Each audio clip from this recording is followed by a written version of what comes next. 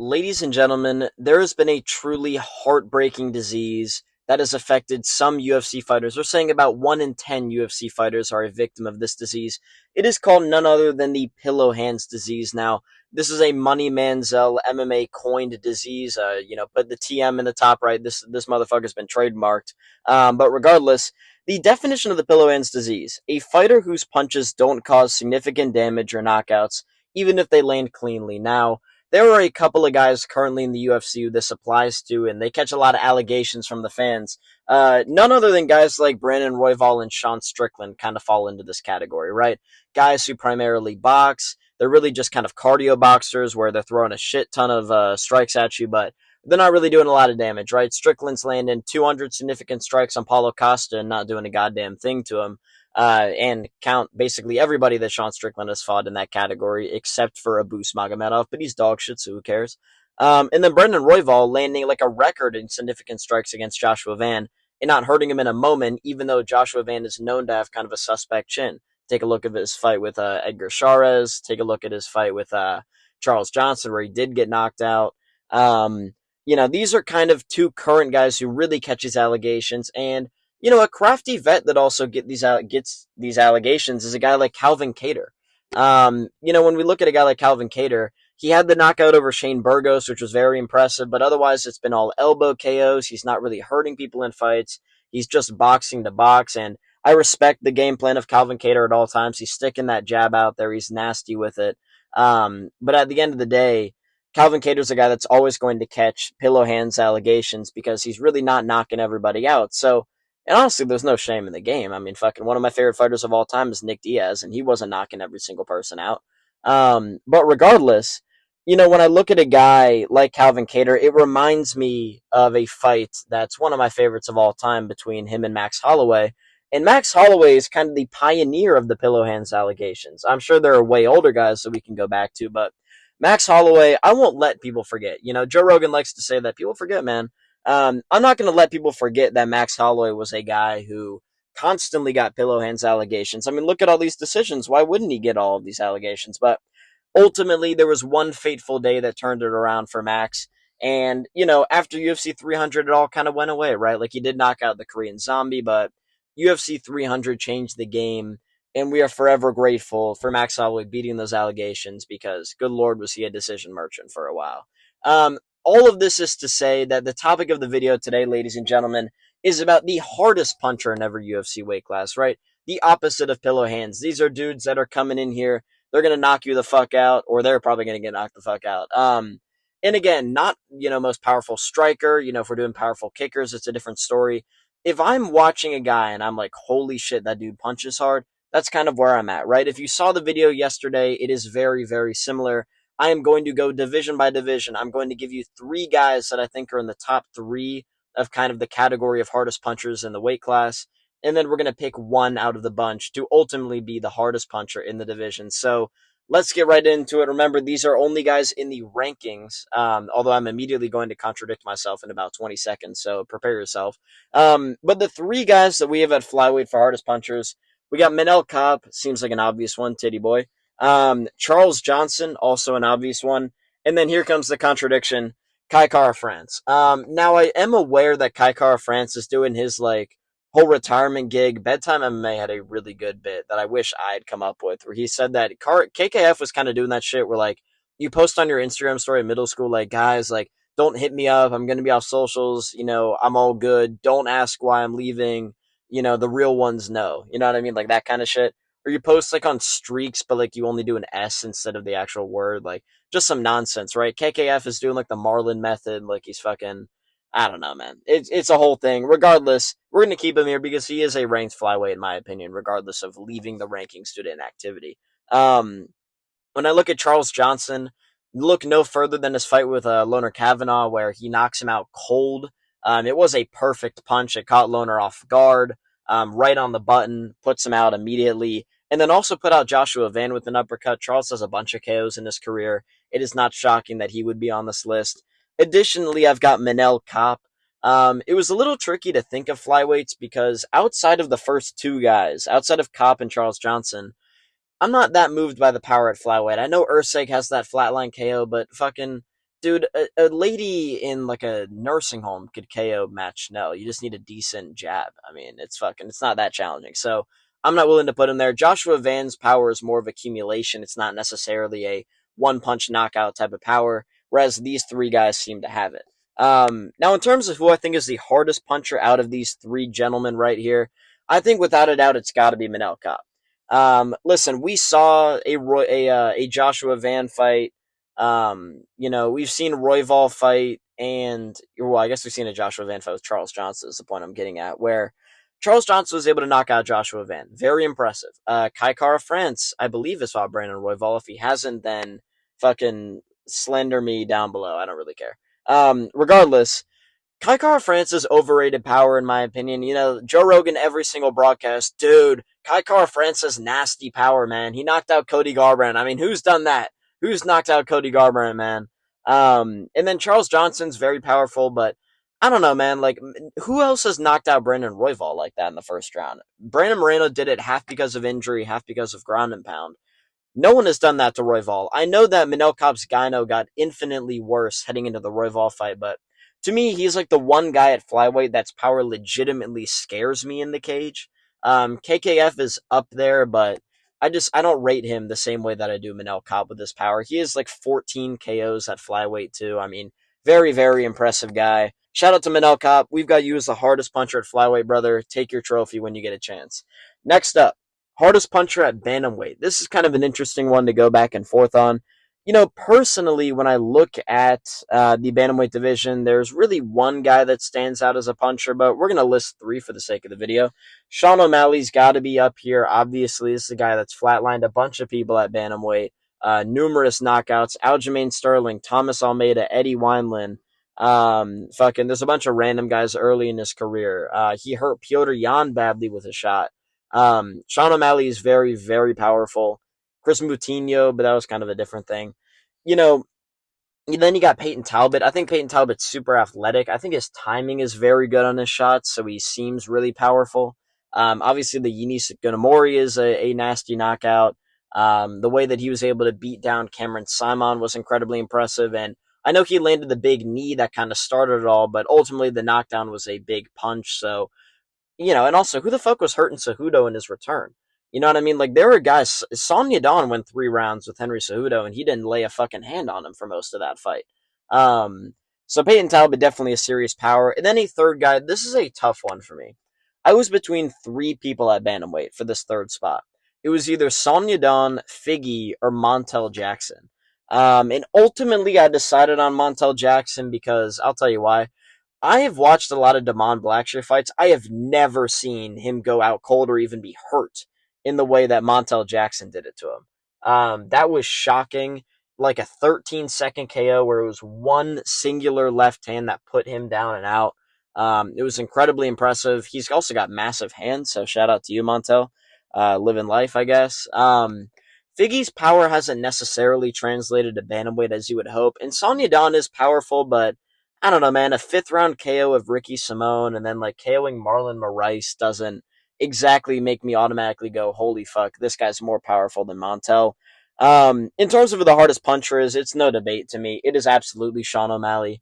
The guy's legitimately slept people at bantamweight, which is incredibly impressive. You have to put a little bit of weight into that because at these lower weight classes, I know Sean's cutting a bunch of weight, but he's kind of frail. At the lower weight classes, it is unheard of to really be sleeping guys, and Sean O'Malley does it on a consistent basis. I know he's had a bad run with the Marab fights, but he is the hardest puncher, no question. And we're going to leave it at that, man. Let's move on to the featherweight division. Now, this is an interesting one. Again, a lot of guys to consider here. You got to think if I'm only picking 3, there are going to be a couple left out that are up there. Number 1, Diego Lopez, no question, is on the featherweight list. Seems like a pretty easy option to put up there. Who knows, man? I think, his power is so well rated that he's being given a legitimate chance by a lot of people in the rematch versus Volk solely because of the power. He's coming forward to knock you out. He can do it, and he will do it. And I absolutely think Diego Lopez deserves to be in the top 3. Next up, we got Steve Garcia. The dude's KOing literally every single person. I mean, Calvin Kattar is an iron chin, and Steve Garcia put him down in their fight. So Steve Garcia is a big, big puncher. And then the third guy, we have Joshua Emmett at a crisp age of 40 or 41, however old he is. He's still doing it. Unk's still got it. And again, hardest puncher, right? I want to be very clear about this. Not most skilled, not doesn't have the highest level wins, not the most technical. If we're talking about the hardest puncher, I don't know if there's a guy who punches harder than Josh Emmett. I know he's kind of just Chad Mendes maxing, where he's just kind of a wrestler with a massive overhand. Um, Joshua Emmett basically learned how to throw an overhand right and was like, fuck it, I'm just going to throw this the entire fight. I still think if you want a good laugh, go back and watch the Yusuf Zalal fight where he's literally just sprinting at Yusuf Zalal full speed without throwing punches. Just a fascinating guy. I will say, though, that the scariest knockout I've ever seen in my life was Joshua Emmett over, I keep saying Joshua, Josh Emmett over Bryce Mitchell. I legitimately thought he killed Bryce Mitchell.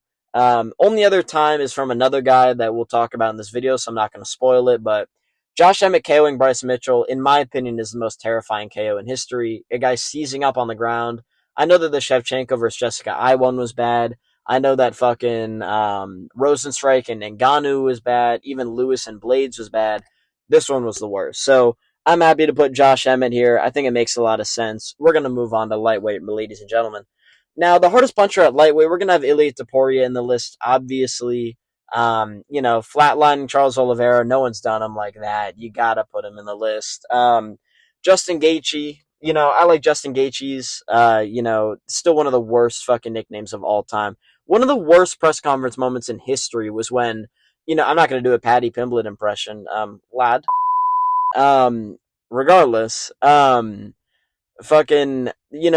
press conference was so weird where you have like Derek Lewis doing his funny shit on the microphone, and then at the very end, they're like, Patty, do you have a nickname for Justin Gaethje? I know that you call Ilia Topuria sausage, so what are you going to call Justin Gaethje? And then Justin Gaethje legitimately takes his microphone. The gears have to turn in his head. He turns to him and says, that was easy. Gay cheese. Gay cheese. Dude, what the fuck are we doing? That's the most unk shit of all time. That's how you know that Justin Gaethje's getting old. Regardless, yeah, Justin Gaethje is a big puncher. It had nothing to do with the tangent I just went on, but I just figured I'd do it for the sake of it. Justin Gaethje is a big puncher. Obviously, we've seen him flatline guys like Edson Barboza, James Vick,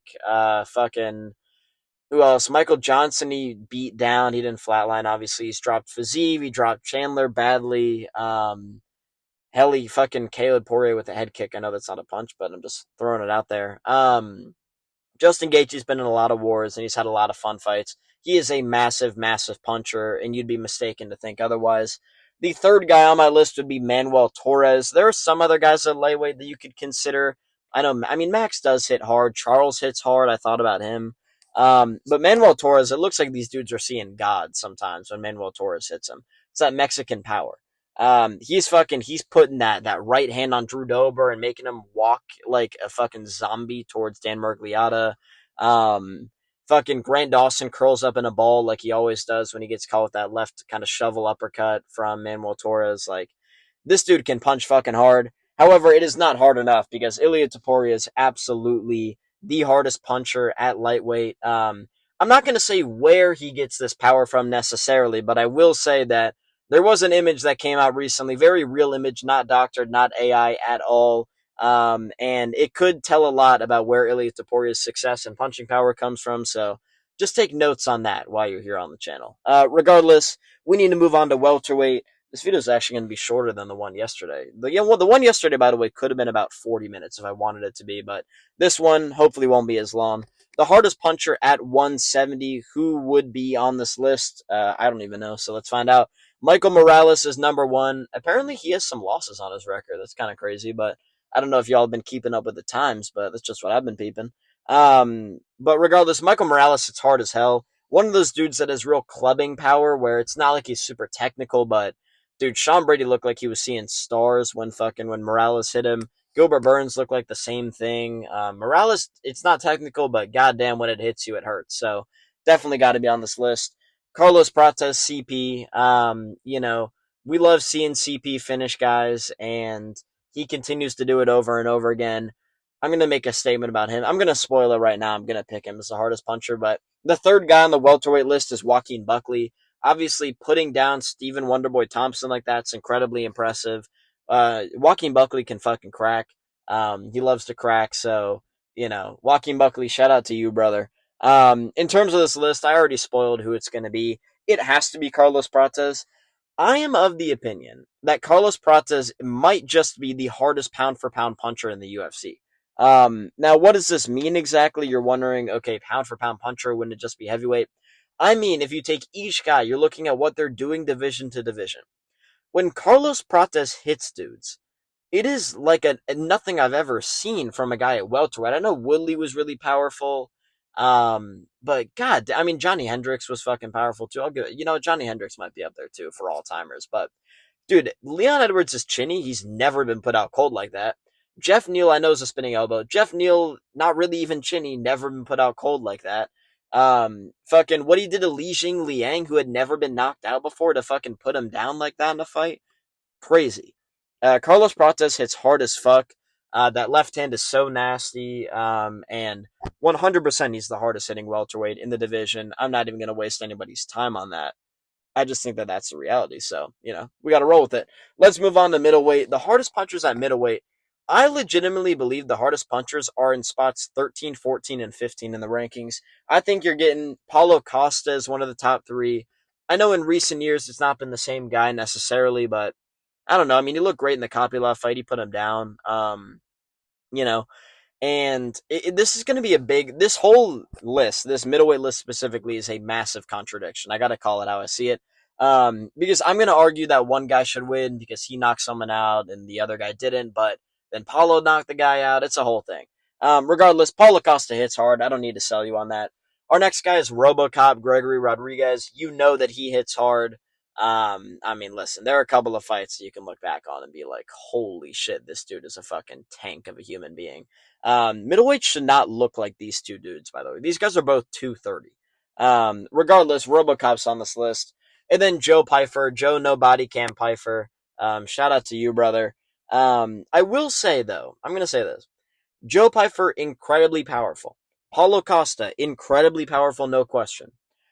I, in my lifetime, have never seen, a flatline so, I don't know, like, Bryce Mitchell was seizing up. I thought the dude might have died. I legitimately thought that RoboCop might have killed Jack Hermanson. And I say the Bryce Mitchell shit as a joke. I remember being at a watch party when RoboCop KO'd Hermanson. I think it was the featured prelim of UFC 317. When that fight happened, everyone was silent. No one was like cheering, like, holy shit, what a knockout. People are just waiting to hear if he's okay. That's how hard he hit him. Again, Joe Pyfer, supposedly the hardest hitter of all time. Oh my god, man, he hit the machine that Ngannou hit, and Joe Pyfer hits harder, man. Yeah, he hits harder than Ngannou, dude. Joe Pyfer, last I checked, went to a 48-47 loss, a decision against Jack Hermanson. RoboCop flatlined him. I know it's contradictory because fucking Paulo Costa knocked down Roman Kopylov and Rodriguez couldn't do it, but RoboCop was kind of wrestling. He's weird, dude. RoboCop's a little dumb in there sometimes. But regardless, I'm going to pick RoboCop. Again, look at this image right here. This is how RoboCop left Hermanson. Joe Pyfer did not do the same thing. Yeah, I'm going RoboCop as the hardest puncher at middleweight. I'm not going to try and sell you on it. I think it's the goddamn truth, so that's what we're going to live with today. Let's move on to light heavyweight. We've got two divisions left here on the channel today before we get the hell out of here. The hardest puncher at light heavyweight, we got a couple of guys here, right? We've got Alex Pereira. No shit, he's going to be on this list. Devastating power, otherworldly power, if you will. And even on top of Alex Pereira, we can talk about one of his fellow foes in his lifetime, Yuri Prohaska. Yuri Prohaska, incredibly powerful. What he does to people is unseen. You look at what he did to a guy like Volkan Ozdemir, fucking sliming that dude out. He slimed out Khalil Roundtree. I know it wasn't a punch, but he slimed out Dominic Reyes. Jamal Hill got slimed. I mean, everybody's getting slimed by Yuri Rakic. Listen, Yuri hits fucking hard. Don't get me wrong. And then a final guy, I was between a couple people on this one. I thought about Azamat Murzakanov, but again, like, he's powerful, but I don't know, man. Part of me kind of thinks that Azamat is powerful, but again, like, Alonzo Menefield was eating shots from him. Like, dude, Dominic Reyes, to me, is the third most powerful guy at light heavyweight. That kind of gives away who I have these in terms of ranking, but Dude, Dominic Reyes was doing shit to people in his prime you couldn't even believe. Dustin Jacoby can eat a fucking punch, and this dude put him down and out bad. Even additionally to Dustin Jacoby, look at what he did to Nikita Krylov. Krylov hadn't been knocked out in 12 years heading into the Dominic Reyes fight, and Dominic Reyes put him out bad. That left hand is as powerful as anybody's left hand, no question in my mind. More powerful than Osmond, in my opinion. Just look at the Alonso Manifield fight. Look at the Dustin Jacoby fight. Look at the difference. In terms of who the hardest puncher is, it's no question at all in my mind. It's Alex Pereira. You got to think the cardio is going to be better now that Tracy Cortez is an addition to the camp. But regardless, when it comes to Alex Pereira's power, I recommend every single person go on Fight Pass, go on YouTube, go look up Alex Pereira versus Thomas Powell. It was his first fight back in MMA after a 4-year absence from 2016 to 2020. This fight got him signed to the UFC to debut at UFC 268. One of the most terrifying knockouts of all time. Literally deaded someone in their tracks in the middle of them running towards him. Alex Pereira might be the hardest puncher in the history of the sport. Who knows? Obviously, Ngannou's up there, but there are some guys that really jump off, a chart when I see a guy like Alex in heaviest and hardest punchers. So we're gonna have Alex Pereira at light heavyweight. Let's segue into the final division of the video today at heavyweight. There are a few guys here. We have Tom Aspinall. Obviously, this dude KOs a lot of people, and he KOs a lot of them fast. Granted, some of them are ground and pound, but he is a very, very hard puncher, and he's very slick, a lot more precise and athletic than a lot of these fat fucking heavyweights. But we move regardless. Sergey Pavlovich to me is another guy. There are some other people you can put in here, right? You could argue Waldo Cortez Acosta is powerful, but then again, like he was in there with Sergey Spivak and fucking did nothing to Sergey Spivak for the entirety of that fight. I'm not moved by KOing Shamil Gaziev. I gotta speak my truth here. Fucking yeah, that's how I feel about it. But dude, people forget, man. I'm never gonna let the UFC community forget the legacy kind of Linsanity level run that Sergey Pavlovich was on.